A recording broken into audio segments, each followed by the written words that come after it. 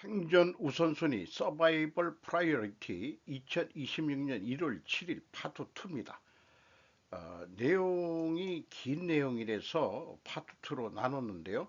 제가 직접 소리내어 읽어서 부분 부적합을 느끼는 사례가 될 것 같습니다.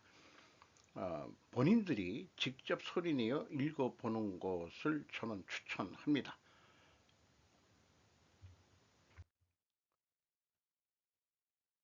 파트 2의 편집 내용입니다. 다카이치 총리는 해당이 안 되고요. 트럼프 이후 미국 외교 정책의 글과 쿠팡 사태 본질에 대해서 제가 소리내어 읽어서 어, 수용하기, 그러니까 눈으로 읽어서도 벌써 수용하기 좀 어렵다 하는 부분이 있는데 소리내어 읽어서 이해해 보도록, 그렇게 제가 수용이 얼마나 가능한지 진행해 보도록 하겠습니다. 다카이치 총리 성장의 스위치를 누른다. 시사 호래회에서 호소. 지지통신 통신정치부에서 1월 6일 18시 52분이네요. 다카이치 사나이 총리는 6일 도쿄 시내에서 열린 지지통신사 등 주최 신년 호래회에서 인사말을 하고 강한 경제를 되찾겠다고 호소했다.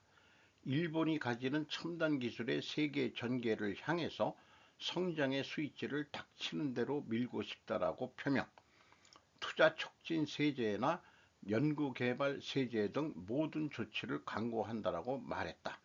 수상은 식량, 에너지 안전 보장이나 사이버 시큐리티 강화라고 하는 위기관리 투자를 추진할 방침을 설명. 일본에는 반짝반짝 빛나는 기술이 잠들어 있다라고 이야기해 국제 경쟁력을 높이는 중요성을 강조했다. 반드시 일본 열도를 강하고 풍요롭게 만들겠다. 일본을 다시 세계의 높은 곳으로 끌어올리겠다고 다짐했다. 수상은 금년이 쇼와 원년으로부터 100년의 고비가 되는 것도 언급, 전후의 혼란 속에서 이를 악물고 일해서 부흥을 이루어 고도 경제 성장을 실현한 격동의 시대였다라고 회고했다. 현재는 저출산과 고물가, 국제정세 변화 등 과제가 산적해 있지만 일본과 일본인의 저력을 꼭 믿고 싶다고 말했다. 호래회에는 고이즈미 신지로 방위상, 국민민주당 다마키 유이치로 대표, 공명당 사이토 데스오 대표 등도 참석했다. 트럼프 이후 미국 외교정책 피터 자이안이 작년 12월 29일 그 멤버에게 공개했던 뉴스레터를 7일 일주일 후에 무료로 공개를 하고 있는 내용을 구글 번역을 통해서 제가 읽어보도록 하겠습니다.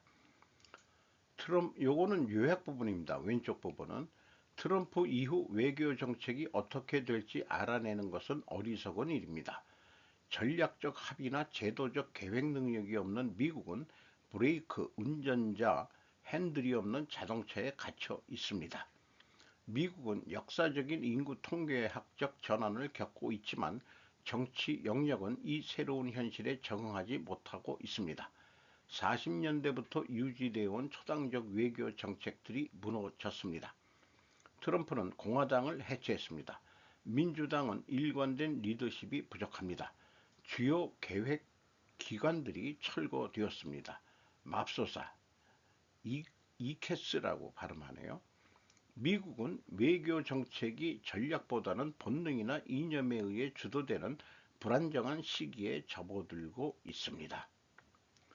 구체적으로 질문은 트럼프 행정부 하의 외교 정책은 미미했는데 트럼프 이후에는 어떻게 될까요? 입니다. 명확한 답변을 드리고 싶지만 솔직히 말씀드리기는 어렵습니다. 몇 가지 고려해야 할 사항이 있습니다. 첫째, 미국 경제는 베이비붐 세대가 은퇴하고 G세대가 진입하면서 전환기를 맞고 있습니다. 역사상 가장 큰 규모의 노동력을 잃고 있으며 그 자리를 역사상 가장 작은 규모의 노동력 세대가 채우고 있습니다. 이러한 변화는 경제의 판도를 바꿀 것이며 외교 정책에서도 필요한 방향을 바꿀 것입니다. 경제적인 관점에서 볼 때 외교 정책은 매우 유동적입니다. 이는 미국 역사상 전례 없는 일입니다. 우리는 상황에 맞춰 임기응변으로 대처하고 있습니다. 관세도 무역협정도 이러한 변화의 일부입니다. 그리고 우리는 아직 전환기의 초기 단계에 있기 때문에 이러한 사실에 맞춰 정치 지형이 재편될 시간이 없었습니다. 그래서 이것이 우리가 제대로 알지 못하는 첫 번째 이유입니다. 두 번째 문제는 외교 정책의 초당적 성격이 사라졌다는 것입니다. 1945년부터 아주 최근까지 아마도 오바마 행정부, 어쩌면 트럼프 1세와 바이든 행정부까지 그랬을 겁니다. 일기이겠죠. 하지만 확실히 지난 15년 동안은 무너졌습니다. 우리가 초당적 외교 정책을 펼칠 수 있었던 것은 우리가 무엇을 해야 하는지에 대한 합의가 있었기 때문입니다. 소련은 악당이었고 우리는 그들을 견제하기 위해 동맹이 필요했습니다. 그래서 미국은 군사력을 이용해 동맹을 사들였습니다. 우리가 당신들을 보호해 줄 테니 그 대가로 우리는 소련을 견제하기 위해 당신들의 안보 정책을 통제할 수 있다면 당신들은 우리 시장에 제품을 판매할 수 있도록 허용하겠다는 것이었습니다. 소련은 35년 전에 근데 사라졌습니다. 우리는 그 정책을 무엇으로 대체해야 할지에 대한 논의를 해본 적이 없습니다. 결국 우리는 그것이 무너질 것이라는 걸 알고 있었습니다. 트럼프 치하에서도 그것은 완전히 무너졌습니다. 하지만 우리에게는 대체 시스템이 없습니다. 트럼프는 자신이 역사에 남을 외교 정책을 가지고 있다고 생각할지 모르지만 그에게는 후계자가 없습니다. 그리고 공화당은 정책부서를 잃었습니다. 트럼프는 그것을 파괴했고 기본적으로 당을 인재 영입도, 인재 육성도, 정책 개발도 없는 단순한 선거 운동 조직으로 만들어 버렸습니다. 그리고 민주당은 여러 가지 이유로 무능합니다. 어쨌든 결론은 다음 대선이 다가올 때 트럼프의 후계자가 없고 민주당에는 떠오르는 인물이 없다는 것입니다. 설령 양측에 정권을 잡을 만한 인물이 있다고 해도 어느 정당에도 다음 단계에 대한 아이디어를 내놓을 수 있는 기관은 사실상 없습니다. 정부 역시 마찬가지입니다. 트럼프 행정부는 계획 수립을 돕는 미국 정부 기관들을 대폭 축소했습니다. 두 가지만 예를 들자면 전 세계적인 전염병 추적을 담당하는 부서가 있었는데 이는 과학적 근거에 기반한 것이었습니다. 그런데 국토안보부 장관 로버트 케네디 주원이가 취임하자마자 가장 먼저 한 일 중 하나가 그 부서를 무력화시키는 것이었습니다. 그래야만 그가 엉터리 정보를 퍼뜨리고 있다는 사실을 알아챌 수 없었기 때문입니다. 미국에는 전망평가국 오피스 오브 네트 어세스먼트라는 부서가 있었습니다. 이 부서의 유일한 임무는 미래를 내다보고 다음 전쟁이 어떤 양상으로 전개될지 예측하는 것이었는데 피트 헤그세스가 그다지 똑똑하지 못한 사람처럼 보이게 만들었습니다. 그래서 이 부서 역시 무력화되었습니다. 이런 일들은 상무부, 재무부 등 모든 부처에서 일어났습니다. 그래서 미국 정부가 대통령이 미래에 대비할 수 있도록 지원해 주던 일들이 모두 사라졌습니다. 미래의 도전과 기회가 무엇인지 일찍 생각할 때 마치 눈을 가리고 비행하는 것과 같습니다.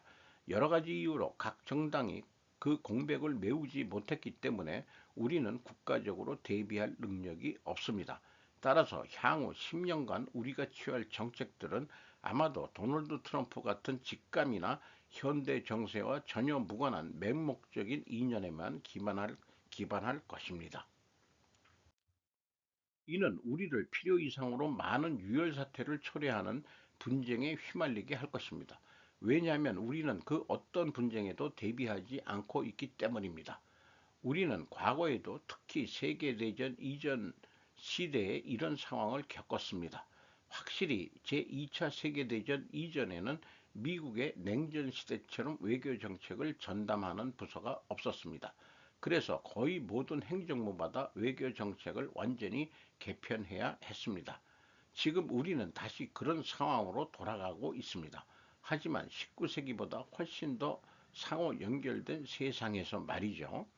그래서 우리의 정치 시스템이 재건되고 미래를 내다볼 수 있는 제대로 된 지도력이 나타날 때까지는 정말 험난하고 어려운 여정이 될 것입니다.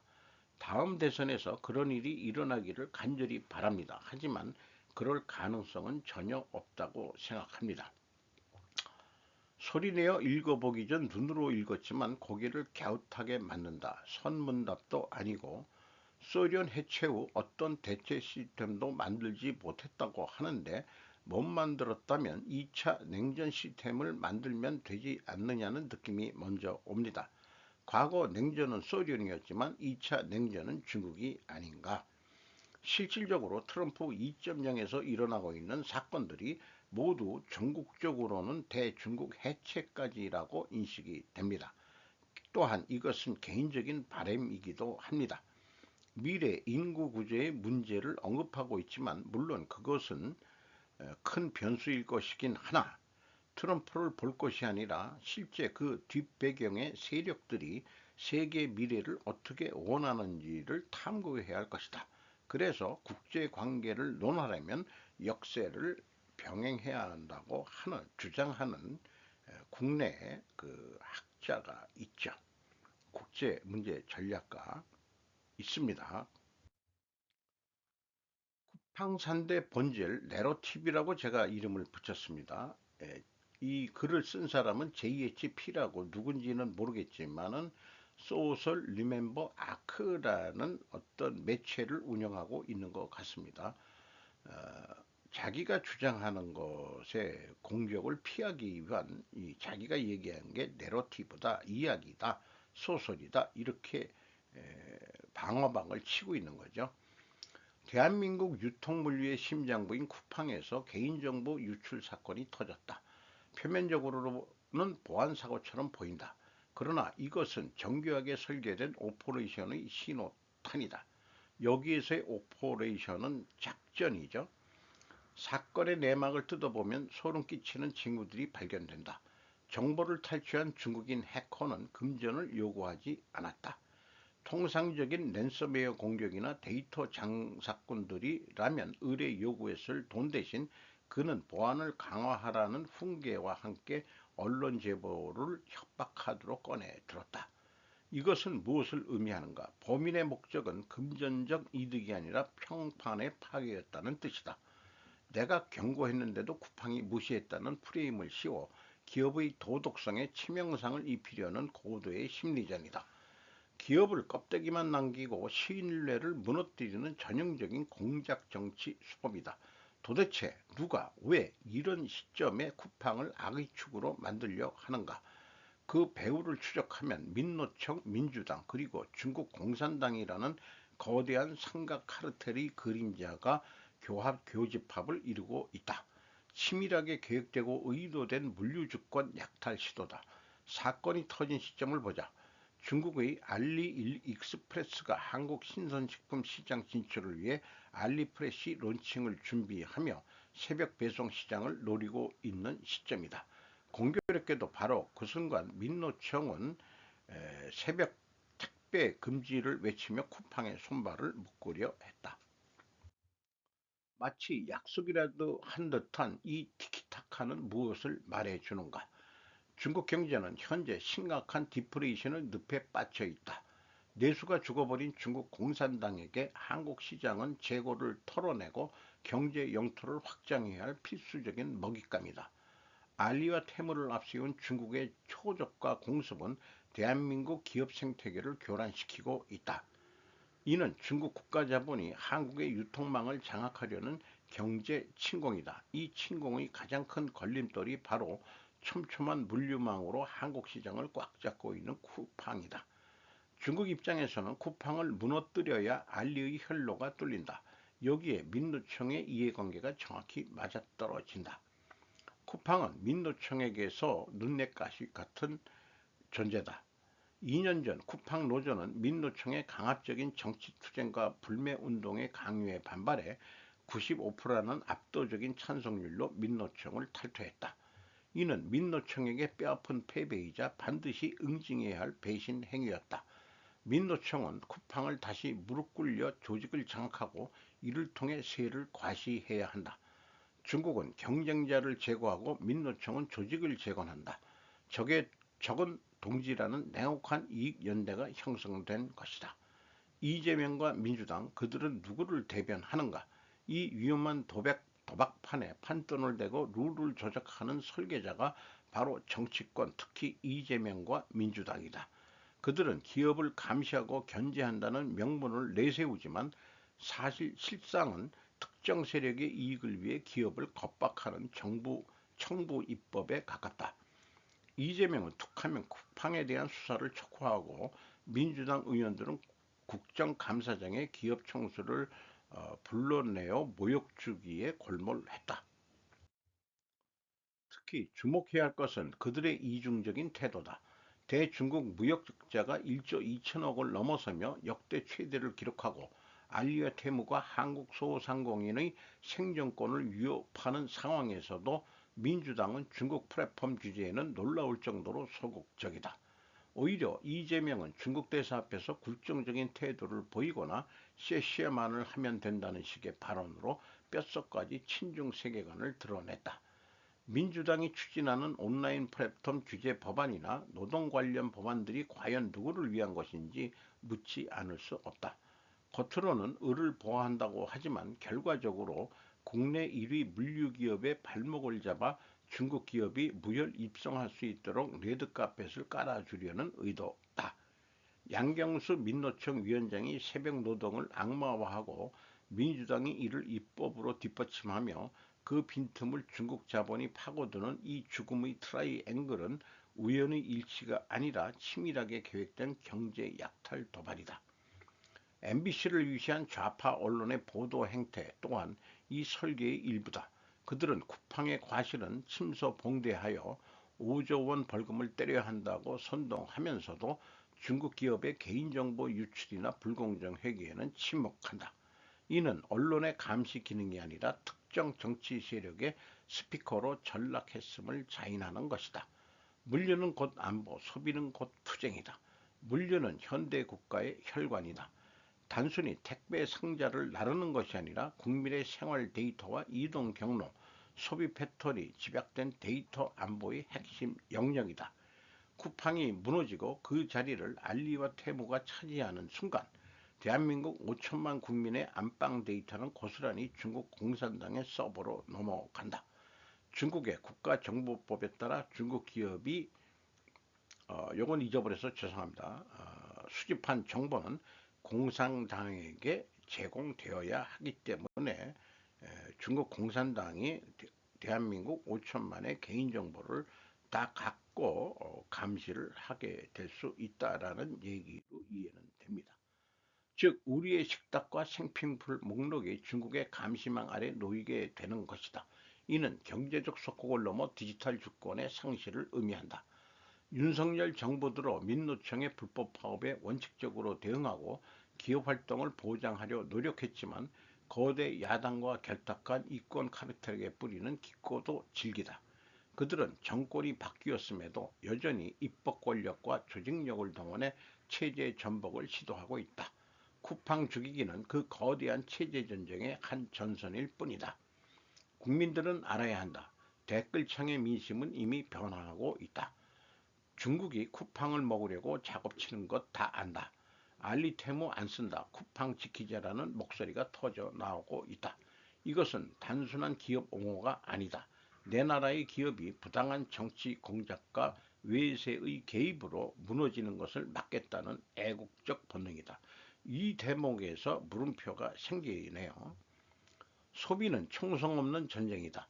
100원, 200원 싸다고 중국 플랫폼을 이용하는 것은 결과적으로 내 이웃의 일자리를 뺏고 내 나라의 물류 주권을 중국에 갖다 바치는 자살골이 될 수 있다. 지금 벌어지고 있는 이 사태의 본질, 즉 민노총, 민주당, 중국 공산당의 성각 공작을 직시해야 한다. 여의도의 친중 정치 공작으로 기업을 죽이고 국가를 위태롭게 하는 것을 더 이상 방치해서는 안 된다. 쿠팡을 지키는 것은 일개 기업을 살리는 문제가 아니라 대한민국 시장경제의 방파제를 사수하는 안보투쟁이다. 어, 파트 2를 끝내도록 하겠습니다. 파트 1에서 그 쿠팡 사태에 대한 제 견해를 미리 말씀드렸었습니다.